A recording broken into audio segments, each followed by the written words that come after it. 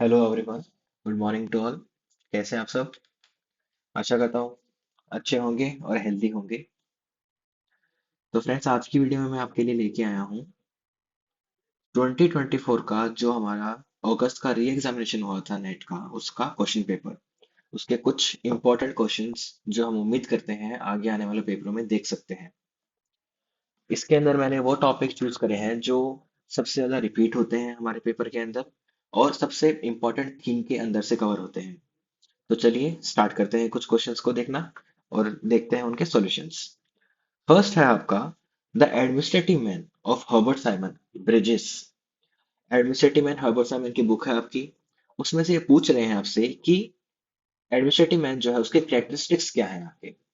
तो ये जो आपका आंसर होगा, इसका आंसर होगा आपका third point, the psychological and rational man. Herbert Simon बात करते हैं एक साइकोलॉजिकल और एक रैशनल मैन की अपनी बुक एडमिनिस्ट्रेटिव मैन के अंदर। आप इसको एलिमिनेट करने का तरीका दे सकते हैं कि देखिए यहाँ पे इकोनॉमिक मैन, हर्बर्ट साइमन हमारे जो है वो इकोनॉमिक के ऊपर फोकस नहीं करते थे, वो हमारे बिहेवियरिस्ट जाने जाते थे। इकोनॉमिक हमारा फीचर किसका है? ट्रेडिशनल ब्यूरोक्रेसी का। इससे आप ये एलिमिनेट कर सकते थे। नॉर्मेटिविज्म भी यहाँ पे नहीं फॉलो होता है और इकोनॉमिक आप यहाँ से वापस एलिमिनेट कर सकते हैं। तो देखिए ये तरीका होता है जब आपको क्वेश्चन पता ना हो और आंसर आता ना हो तो कैसे आप एलिमिनेशन के थ्रू किसी क्वेश्चन को सॉल्व कर सकते हैं। फिर नेक्स्ट है आपका the term marble cake federalism is used for. ये क्वेश्चन पहले आपका कभी आया नहीं है, रिपीटेड नहीं है। इसको इसमें रखने का रीजन ये था कि आपको पता रहे कि कैसे कैसे अजीब से क्वेश्चन पूछे जा सकते हैं और कैसी कैसी टर्म्स होती हैं कुछ कुछ जो आपको मालूम होने चाहिए, जैसे कि cooperative federalism, marble cake federalism. तो इसका जो आंसर होगा वो होगा कोऑपरेटिव फेडरलिज्म। थर्ड क्वेश्चन है आपका which of the following are considered as discretionary powers of governor of the state. Discretionary powers क्या होती हैं? जिसके ऊपर गवर्नर सोलली एक्ट कर सकते हैं विदाउट एनी एडवाइस और pressure from the council of ministers. तो फर्स्ट है इसका appointment of chief minister which no party has absolute majority in the assembly. तो यस, ये बिल्कुल सही है आपका। जब गवर्नमेंट मेजोरिटी में नहीं होती है और कोई भी एक क्लियर पार्टी को क्लियर मेजोरिटी नहीं मिलती है, तो गवर्नर के पास ये अथॉरिटी होती है कि वो जो लार्जेस्ट अपोजिशन पार्टी है या फिर जो लार्जेस्ट कोalition है उसके किसी लीडर को इनवाइट करें और वहां पे गवर्नमेंट फॉर्म करने के लिए बोलें।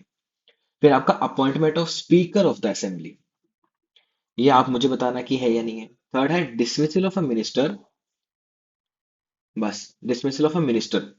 तो ये पॉइंट देखिए आप, गवर्नर किसी मिनिस्टर को ऐसे डिसमिस नहीं कर सकते हैं जब तक उसकी काउंसिल ऑफ मिनिस्टर से उनको परमिशन ना मिली हो। एंड फोर्थ आपका giving assent to a bill pass by the assembly.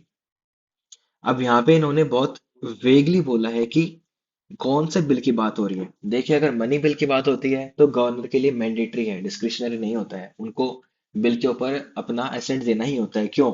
क्योंकि वो इंट्रोड्यूस से पहले प्रायर सिग्नेचर ऑफ गवर्नर से होता है। तो अब उसके लिए वो मना नहीं कर सकते हैं। तो इसका जो आपका आंसर होगा वो होगा सी, फर्स्ट एंड फोर्थ। इसके अंदर इन्होंने मनी बिल को नहीं गिना है, इन जनरल बिल की बात करी है। तो यस, इसके अंदर इनका चॉइस होता है कि ये इसको मना कर सकते हैं। अपॉइंटमेंट ऑफ स्पीकर की मैंने बात करी थी आपसे, क्या था वो? बताएंगे आप लोग? अपॉइंटमेंट ऑफ स्पीकर के अंदर आपको पता है कि वोटिंग होती है, लार्जेस्ट पार्टी जो जो वोट देती है उसका स्पीकर इलेक्ट किया जाता है। तो उसमें गवर्नर का डिस्क्रिप्शन है ही नहीं। और जब आप सेकंड का ऑप्शन को माइनस कर देते हो तब आपके पास सिर्फ और सिर्फ एक ऑप्शन बचता है, ये वाला। तो एलिमिनेशन से हमने ये क्वेश्चन भी सॉल्व कर लिया। जो डिसमिसल ऑफ मिनिस्टर है, इसके अंदर इन्होंने इसको काउंट करा है। हालांकि ये होता नहीं है, गवर्नर का डिस्क्रिप्शन काउंसिल की एडवाइस लेनी होती है। बट एलिमिनेशन से अगर इसको सॉल्व करने जाएंगे तो आपका यही आंसर सही होगा। आई डोंट नो अगर किसी ने इसको चैलेंज करा था या नहीं करा था, बट ये होना नहीं चाहिए। फोर्थ क्वेश्चन है आपका विच one of the following is the most appropriate in empirical research. Empirical research क्या होती है आपकी? जो डिडक्शन के थ्रू बनती है, हिस्ट्री के थ्रू, कि आपने बहुत सारे फैक्ट्स को है ना इकट्ठा करा, उसके अंदर से कुछ निकाला, आपने एक्सट्रैक्ट करा और उसमें से बाद में एक थ्योरी डेवलप करी, तो वो होता है आपका डिडक्टिव मेथड। ये आपका यूनिट 10 में से आया है, रिसर्च मेथोडोलॉजी। लास्ट वीडियो मैंने आपको कहा भी था कि रिसर्च आपका एक इम्पोर्टेंट टॉपिक है जिससे आपको हर साल 2-3 क्वेश्चन देखने को मिल जाते हैं। फिफ्थ है आपका which of the following is not a feature of new deal in USA. तो देखिए आप लोगों ने सुना होगा या नहीं सुना होगा, तो जो न्यू डील थी यूएसए में, वो जब यूएसए के अंदर 1929 में ग्रेट डिप्रेशन आया था, उसके बाद प्रेसिडेंट फ्रैंकलिन डी रूजवेल्ट ने 1933 के अंदर इस डील को लाया था। इसके अंदर क्या था, ये एक इकोनॉमिक रिफॉर्म्स थे एक तरह के, जिसके अंदर फाइनेंशियल रिफॉर्म्स लाए गए, डोमेस्टिक प्रोग्राम्स की सीरीज को लॉन्च किया गया और पब्लिक वर्क प्रोजेक्ट्स लाए गए। तो इसके अंदर आपका ऑड वन आउट कौन सा होता है, आपका B, sophisticated analysis for social change. ये सोशल चेंज के लिए नहीं था, पॉलिसी मेकिंग के लिए था, एडमिनिस्ट्रेटिव एंड इकोनॉमिक ग्रोथ के लिए इंटरवेंशन करना जरूरी था। Projects like Tennessee valley authority, ये आपका एक प्रोजेक्ट था जिसके अंदर इन्होंने कुछ कॉरपोरेशन को कोई कॉन्ट्रैक्ट दिया था उसके रिगार्डिंग। फिर सिक्स था आपका abolition of dyarchy and introduction of provisional autonomy was effected through. आपको पता ही होगा कि जो हमारा इंट्रोडक्शन ऑफ डायरार्की था, वो किस एक्ट के थ्रू आया था, 1919 के। तो जो आपका अबॉलिशन था वो ऑब्वियस है कि गवर्नमेंट ऑफ इंडिया एक्ट 1935 के अंदर हुआ था। और यहाँ पे जो आपकी प्रोविंसेस थी उनको भी ऑटोनॉमी दे दी गई थी। सेवेंथ क्वेश्चन आपका आता है which one of the following is not an overlapping feature of prismatic society as said by F W Riggs. ये पूछ रहे हैं आपके जो एफ डब्ल्यू रिक्स का प्रिज्मेटिक मॉडल है उसका कौन सा एक फीचर नहीं है। तो अब देखिए हम ऑप्शन देखते हैं, नेपोटिज्म, बाजार कैंटीन मॉडल, फॉर्मलिज्म एंड पॉलीनॉर्मेटिविज्म। आपको अगर याद होगा कि प्रिज्मेटिक सोसाइटी के क्या क्या फीचर्स थे और क्या चीजें अलग थी आपकी डिफ्रेक्टेड और डिफ्यूज सोसाइटी से, तो ये जो फॉर्मलिज्म वर्ड है आपका, इस पे गौर कीजिए। फॉर्मलिज्म इन सबसे अलग है। क्यों? प्रिज्मेटिक सोसाइटी के अंदर नेपोटिज्म होता है, पॉलीनॉर्मेटिज्म होता है, और बाजार कैंटीन मॉडल मतलब क्या है कि जो हमारे एडमिनिस्ट्रेटर्स होते हैं, जो हमारे सिविल सर्वेंट्स होते हैं, वो कैसे ऐड करते हैं बाजार कैंटीन की तरह कि उनको आप जितना पैसा दोगे या फिर आप उनके पास जितना क्लोज होगे, आपका रिलेशन जितना ज्यादा उनसे अच्छा होगा, आपका वो काम वैसा ही करके देंगे। इसलिए हम बोलते हैं इंडिया में जो कॉमन मैन है उसका काम इतनी आसानी से नहीं होता है, चाहे वो आपका जुडिशरी का हो, चाहे वो आपका किसी पब्लिक डिपार्टमेंट का हो, या फिर पुलिस का ही क्यों ना हो। तो ये जो फॉर्मलिज्म है ये इसका फीचर नहीं था प्रिज्मेटिक सोसाइटी का। फीचर, आप गौर करिए इसके ऊपर, प्रिज्मेटिक सोसाइटी का फीचर है फॉर्मलिज्म, बट ओवरलैपिंग के अंडर नहीं आता है वो। दोनों में फर्क है। ज्यादातर बच्चे इसको टिक करके आए थे, बाजार कैंटीन मॉडल को, जब भी मैंने बात करी उनसे, जबकि इसके अंदर फॉर्मलिज्म आपका सही होना था कि ये ओवरलैपिंग के अंडर नहीं आता है। आप देखोगे उस, जब एफ डब्ल्यू का मॉडल है उसके अंदर ओवरलैपिंग एंड फॉर्मलिज्म दोनों अलग अलग से साइड किए जाते हैं। फिर आपका आता है which among the techniques is called improve peace time decision making. Improve peace time decision making technique जो होती है वो आपकी है ना ऑपरेशनल रिसर्च के थ्रू होती है। नाइन्थ क्वेश्चन पे आते हैं हम, arrange the following central secretary service cadre in the order of hierarchy. First है आपका अंडर सेक्रेटरी, सेकंड है आपका असिस्टेंट सेक्रेटरी, थर्ड है आपका जॉइंट सेक्रेटरी एंड फोर्थ है आपका डायरेक्टर। तो देखिए इसके अंदर हमें पता है कि जो कौन सा है एक, कि जो सबसे बड़ा होने ही वाला है, बताइए आप।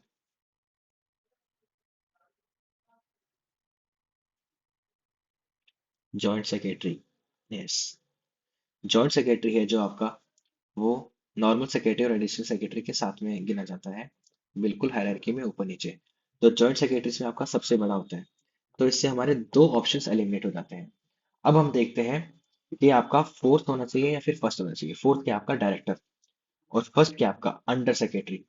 अंडर सेक्रेटरी आपका बहुत नीचे आता है, जो डायरेक्टर होता है वो जॉइंट सेक्रेटरी के बाद में आता है। तो इससे आपका ये सेकंड ऑप्शन सही हो जाता है। नेक्स्ट क्वेश्चन हम देखते हैं, विच among the following departments look after banking, insurance and investment in the ministry of finance. Ministry of finance में जो आपके डिपार्टमेंट के अफेयर्स होते हैं, जैसे गवर्नमेंट के अफेयर्स होते हैं जैसे कि बैंकिंग, इंश्योरेंस, इन्वेस्टमेंट, वो कौन देखता है? तो ये आपका जो है वो इकोनॉमिक अफेयर्स आएगा। इकोनॉमिक अफेयर्स डिपार्टमेंट बहुत बड़ा डिपार्टमेंट है। इवन आपका जो बजट प्रिपेयर करता है वो भी यही करता है। ये भी आप लोग याद रखिएगा, ये भी पूछा जा सकता है। तो आपका आंसर इसका ये होगा। 11th क्वेश्चन आपका है, which among the following describe the village is nothing but a sink of localism and a den of ignorance. ये जो स्टेटमेंट है, village is nothing but a sink of localism and a den of ignorance, ये किसने दी थी? ये दी थी महात्मा गांधी ने। तो अब देखिए, आपको डाउट हो सकता है कि ऐसी स्टेटमेंट इतनी वेगली पूछी जाती है तो कैसे हम आंसर करेंगे। इसका एक सिंपल सा ट्रिक होता है।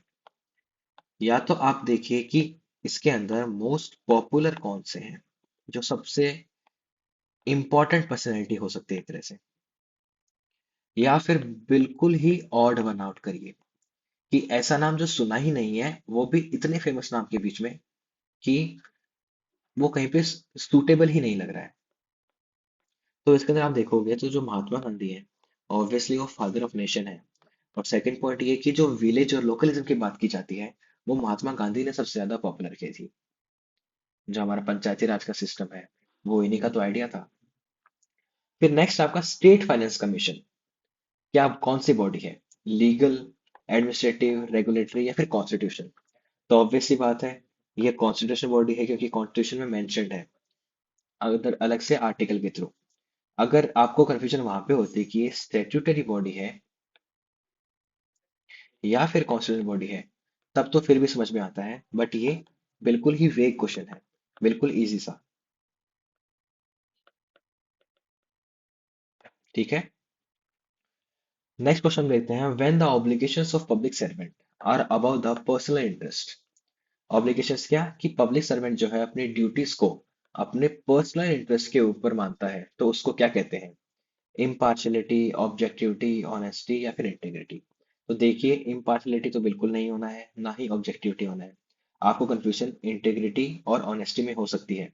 बट ऑनेस्टी क्या होती है? सिर्फ ईमानदारी, की आप झूठ नहीं बोलते हैं, सच का साथ देते हैं। और एक ये होना कि आप पर्सनल इंटरेस्ट के ऊपर अपनी ड्यूटी को मानते हैं, वो होता है आपका इंटीग्रिटी। नेक्स्ट क्वेश्चन हम देखते हैं, identify the sequence of the following steps that are integral to evidence based policy making. कि जो एविडेंस बेस्ड पॉलिसी मेकिंग है, उसका सीक्वेंस क्या होता है, पहले कहाँ से स्टार्ट होती है और कैसे एंड होती है। तो देखते हैं इसको। फर्स्ट आपका dissemination of timely and robust data. Dissemination मतलब रिलीज करना। रिलीज करना पहले थोड़ी होता है, हमें कलेक्ट करना है ना डाटा। तो ये देखिए, fourth option, collecting the data on measurable parameters.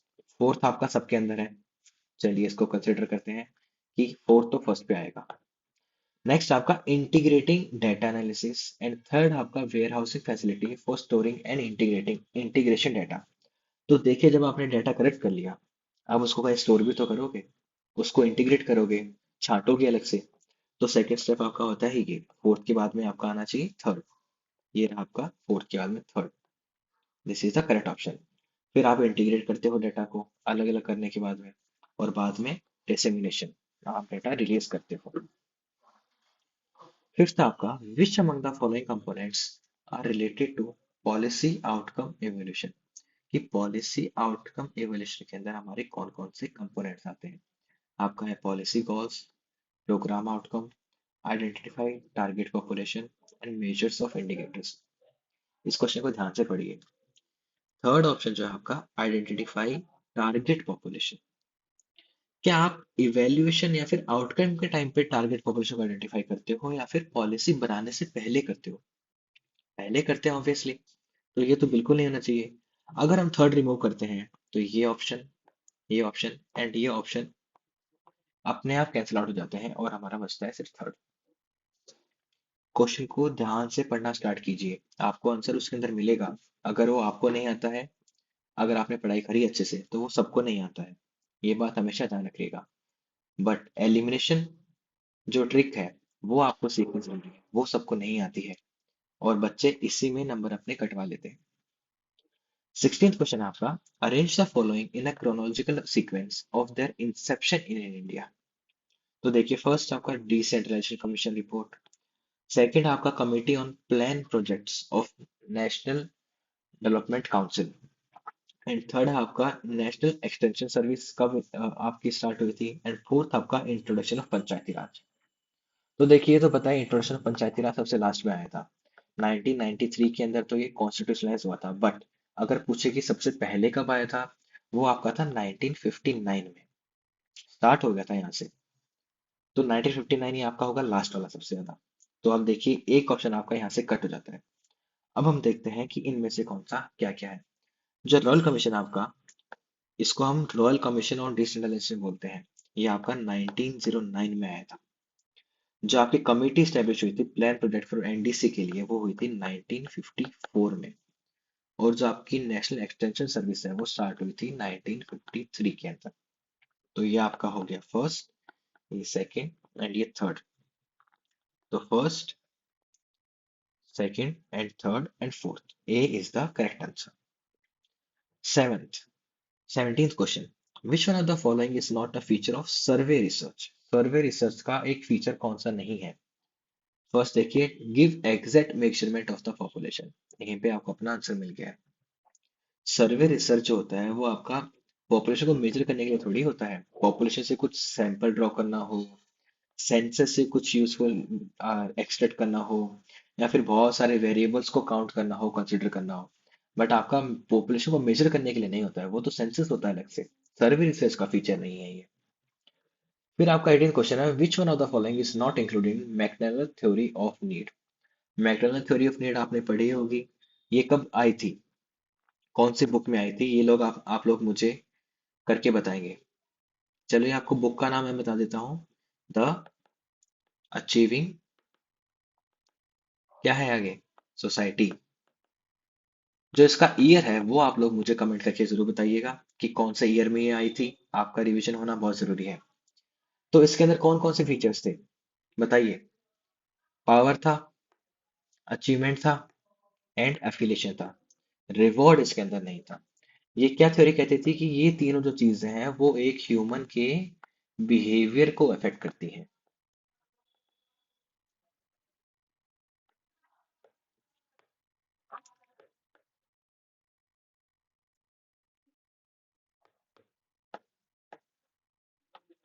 Human के बिहेवियर को इफेक्ट करती हैं।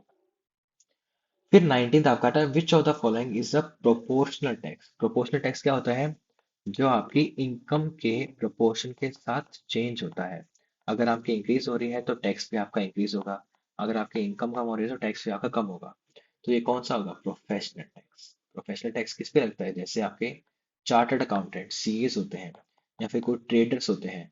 वो जितने ज्यादा अपना ट्रेड करेंगे या अर्न करेंगे प्रोफेशनली एज अ प्रोफेशनल, तो उनके ऊपर उतना ही उसकी इनकम के प्रोपोर्शन में आपका टैक्स लगेगा। 20th क्वेश्चन आपका जो है, who among the following said that the members of a bureaucracy needed statementship. Statesmanship आएगा यहाँ पे, sorry for the typing, statesmanship which can not be tested through an examination. ये स्टेटमेंट किसने कही थी। देखिए, क्वेश्चन डालने का यहाँ पे एक रीजन था कि आपको बताया जाए आप एलिमिनेट कैसे कर सकते हैं और आपका सही आंसर कैसे आ सकता है। आप इनके ऑप्शंस को पढ़िए। Hegel, Max Weber, Robert Merton. ये आपके पहली बात तो कंटेम्पररी ऑथर्स हैं। And second of Karl Marx के इनके साथ में कंपेयर करा गया। आप देखेंगे आपके बहुत सारे पीवाईक्यूज हैं, और 90% ऑफ द टाइम अगर कार्ल मार्क्स किसी ऑप्शन में आते हैं तो यूजुअली वो ऑप्शन करेक्ट होता है। इसलिए क्वेश्चन यहाँ पे जानबूझ के रखा गया है ताकि आप इस ट्रिक को समझ सकें। 21th question, arrange the correct sequence of elements of management given by Henri Fayol. Henri Fayol is one of the most favourite topic of NET, UGC NET examination. हर साल इससे क्वेश्चन आता ही आता है, और ये तो न जाने कितनी बार पूछ लिया गया है। तो बताइए क्या होगा इसका। प्लानिंग और ऑर्गेनाइजेशन तो सबको आता है कि प्लानिंग पहले आएगा और ऑर्गेनाइजेशन पहले आएगा, तो ये दो तो हट जाते हैं। उसके बाद क्या कंफ्यूजन होती है, तो देखिए, पहले आता है कमांड, फिर आता है कोऑर्डिनेशन, बाद में आता है कंट्रोल। इसको कैसे याद रख सकते हो आप, आपने किसी काम को करने के लिए पहले कमांड दिया, सॉरी फॉर दिस, आपने किसी ऑर्डर को कराने के लिए कमांड दिया। अब जो लोग काम करेंगे वो क्या करेंगे, कोऑर्डिनेट करके काम करेंगे ना। और कोऑर्डिनेट करके काम कर रहे हैं तो क्या होता है? कंट्रोल। आपका काम कंट्रोल्ड वे में होता है। तो इससे आप ऐसे याद रख सकते हैं। तो क्या आंसर हो जाएगा आपका? A, planning, organisation, command, control, coordination. फिर है आपका open cities framework and the use of digital tools for feedback was proposed by. ये जो आपका प्रपोजल था, ये किसने प्रपोज किया था? इसके आपको ऑर्गेनाइजेशन का नाम बताना है। Second ARC, 15th finance commission, ministry of urban development and NITI Aayog. तो इसका आंसर आपका है नीति आयोग। फिर आता है आपका under which article of the constitution is the provision of for the passage of appropriation bill is mention. Budget जो आपका टॉपिक है या फिर बजटरी जो प्रोसेस होता है, ये दोनों ही आपके पेपर के फेवरेट टॉपिक्स हैं, मोस्ट इंपॉर्टेंट टॉपिक्स हैं। इससे हर साल आपको क्वेश्चन मिलेगा। कभी कभी आपको क्रोनोलॉजिकल सीक्वेंस पूछ लेंगे कि एप्रोप्रिएशन बिल पहले आता है या फिर फाइनेंस बिल पहले आता है। और कभी कभी आपसे डायरेक्टली आर्टिकल्स के नेम पूछे जाते हैं। तो देखिए, इसका एप्रोप्रिएशन जो बिल है वो है आपका आर्टिकल 114। इसको करने का अगर आपको थोड़ा बहुत हिंट करना हो तो जो आर्टिकल 112 है वो डिफाइन करता है budget as a annual financial statement. तो जब बजट आपका डिफाइन हो चुका है आर्टिकल 112 में, उसके जस्ट थोड़े टाइम में ही तो आपका अप्रोप्रिएशन बिल आ जाता है ना। मतलब नेक्स्ट कुछ सीरीज के अंदर ही अप्रोप्रिएशन बिल होता है, नेक्स्ट 1 और 2 प्रोसीजर्स के अंदर। इसलिए आप इसको ऐसे कर सकते हैं कि आर्टिकल 115 और 116 बहुत लेट हो जाएगा, उससे पहले आएगा ये। 24th, which among the following is a value addition in public administration through the creation of connected system that facilitate better decision making, better coordination and enhance services to the citizens and business? और आपके option है collaborative governance, interoperability, deliberative democracy and repositioning public administration. इन सब के अंदर आप देखेंगे जो इंटरऑपरेबिलिटी है, ये सबसे ऑड है। इंटरऑपरेबिलिटी का मतलब क्या होता है? कि आप ट्रांसफर और स्विच कर सको एक सिस्टम से दूसरे सिस्टम के अंदर। इंटरऑपरेबिलिटी आपका क्या होता है? जैसे आपके यूपीआई आईडीज, आपकी एक यूपीआई आईडी मान लिया आपने गूगल पे के ऊपर बनाई, बट क्या ऐसा है कि आप फोन पे से गूगल पे के ऊपर पैसे ट्रांसफर नहीं कर सकते? यूपीआई आईडी आपकी इंटरऑपरेबल होती है, कि मतलब डिफरेंट प्लेटफॉर्म्स के थ्रू आप उसको यूज कर सकते हो और वो सबके साथ कोऑर्डिनेट करती है। तो ये जो आपके वर्ड्स हैं, कोऑर्डिनेशन, फैसिलिटेट, कनेक्टेड सिस्टम, इनको देख के आप ये आंसर कर सकते थे। फिर आता है आपका elderly in India 2021 report was published by. इसका आंसर कौन क्या होना चाहिए? देखिए, ministry of labour and employment, ministry of health and family and welfare, ministry of social justice and empowerment और ministry of statistics and programme implementation. ये question यहाँ पे जानबूझ के लिखा गया है। क्यों? ध्यान से देखिए, elderly in India reports government की बहुत सारी आती है, हजारों आती है, हम सबका नाम याद नहीं रख सकते हैं। तो यूजीसी ने यहाँ पे क्यों दिया ये? आपका एप्टीट्यूड टेस्ट चेक करने के लिए। एल्डरली की बात करेंगे तो हर कोई बच्चा जाएगा। लेबर एम्प्लॉयमेंट में हो सकता है, ये हेल्थ और फैमिली वेलफेयर में आ सकता है, सोशल जस्टिस में आ सकता है। बट क्या कोई ये टिक करेगा ministry of statistics and programme implementation? जबकि आंसर सही आपका ये है।